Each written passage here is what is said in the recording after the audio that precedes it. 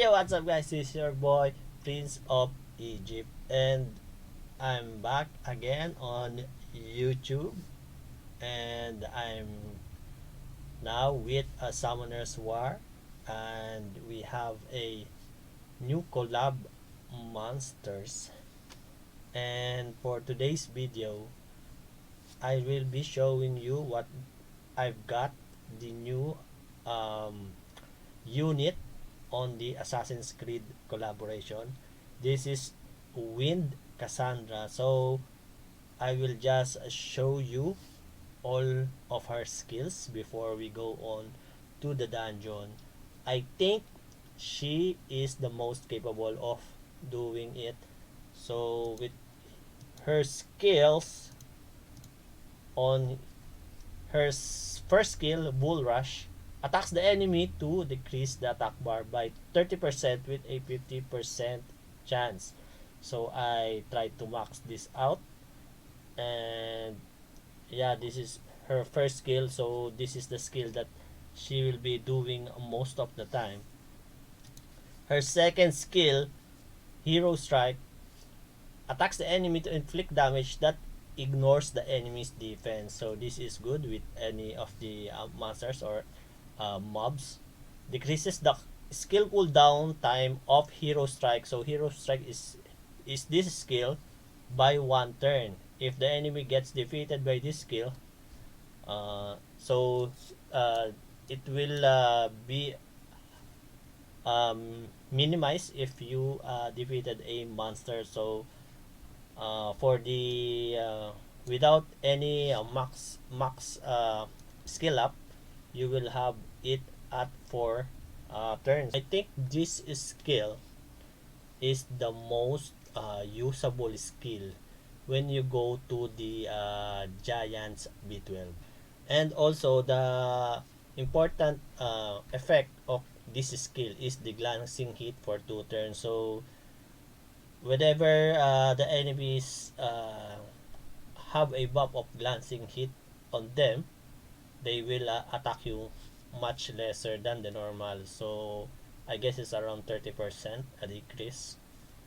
I'm not sure, but it's not the maximum or the 100% you will be getting on the damage.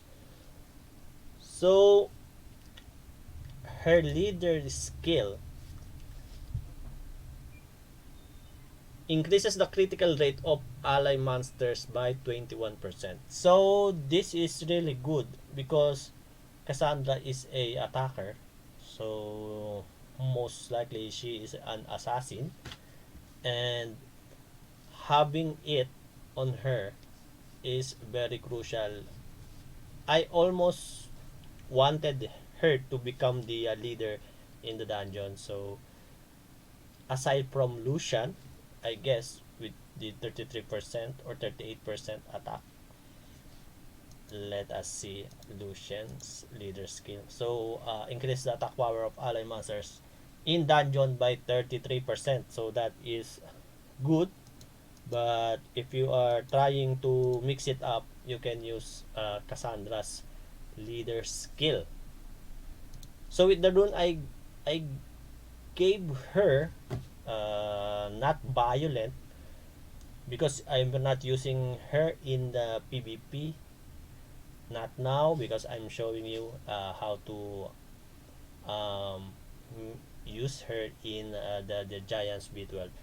So I'm using the vampire runes and the blade runes. So vampire, I initially used the violent runes, but she is dying most of the time with the boss. Maybe the runes, I used the max runes of violet with crit rate, crit damage, attack percentage, and also HP percentage on my violent runes. I gave her the best runes that I've got, but it feels that she, at the very end of the boss fight, she will die when the HP of the boss is around half of the HP. So I think she needs another healing capabilities aside from any support monsters. So she can defend or negate some damage from the boss. That's why I gave her vampiric or vampire runes. So the vampire runes I gave her are with substats of crit rate and crit damage, speed, and also attack percentage. On her second slot, I put on attack percentage, speed. I cannot convert any of the resistances, but I guess it's not a big deal as long as there is crit rate on her on the substat. On the third slot, also speed is a must, crit rate and crit damage. On the fourth slot, crit damage, attack percentage, and speed. On the fifth slot, attack percentage, crit rate, speed, HP. That that are very useful in the dungeon. And for the sixth slot, attack percentage, speed, crit damage, and that's it. I think that is the best rune that I've got for the vampire runes because I'm not farming vampire. I'm only farming violent runes. For her artifacts, I'm using attack percentage wind artifact. So it's beneficial for you to have damage taken from water negative 14%. I know that uh, she has a elemental advantage over the water, but still water with defense break, the water boss or the golem will attack you much harder. So I guess you need at least to minimize the damage by using the damage taken from the uh, water.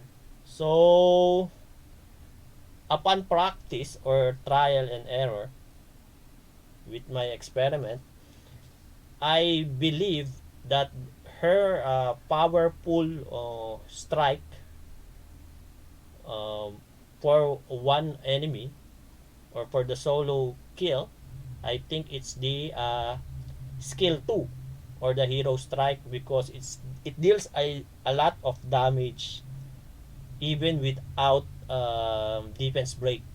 So you need to at least have it uh, fully maxed.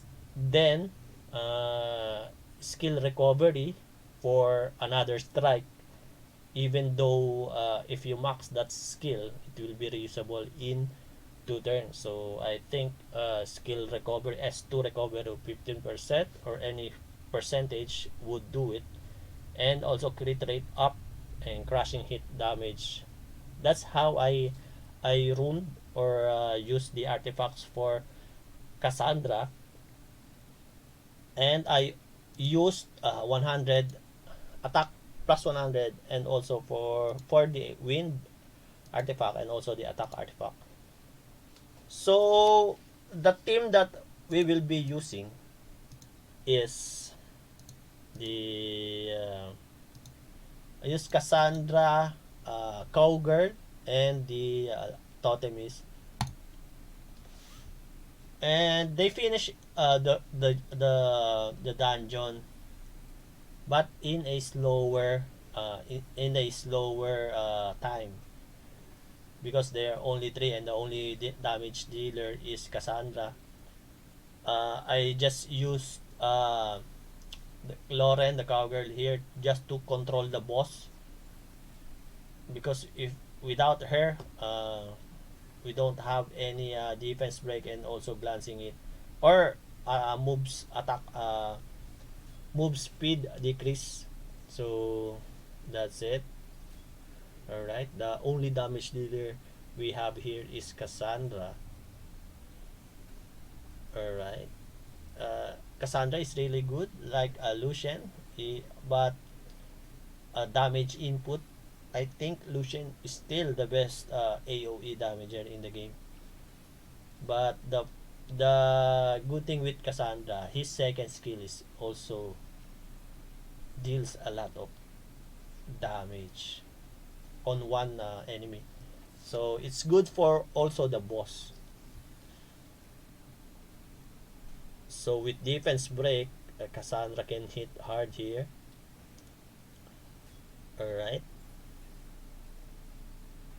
If Lauren died, it's okay, I guess, because we put defense break on the boss and also glancing hit, and the boss will attack here or move slowly because of the move speed decrease. So yeah, they can finish the boss 3-man team, but it's almost 1 minute 45. And also I tried Kassandra with a 2-man team.